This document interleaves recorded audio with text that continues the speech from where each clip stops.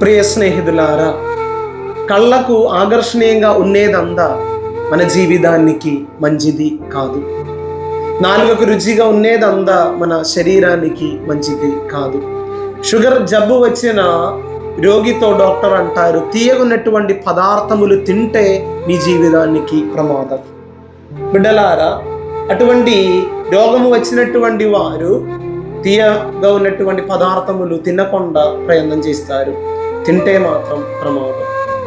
అయినప్పటికీ తీయగున్నటువంటి పదార్థములు తినకుండా ఉండడం నష్టంగా అనుకున్నట్లయితే అది ఆ వ్యక్తికి మంచిది కాదు. ఈనాడు సువార్తలు మనం చూస్తూ ఉన్నాం, సాక్షాత్ దేవుడవైన యేసు ప్రభువుని అపవాది వచ్చి శోధిస్తున్నాడు. దేవుణ్ణి వాడు శోధించినట్లయితే మానవులైనటువంటి మనలందరినీ కూడా ఖచ్చితంగా వాడు శోధిస్తాడు.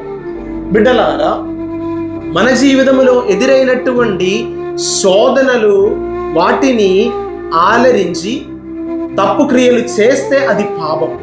శోధనలు ఎదురవ్వడం అనేది పాపం కాదు.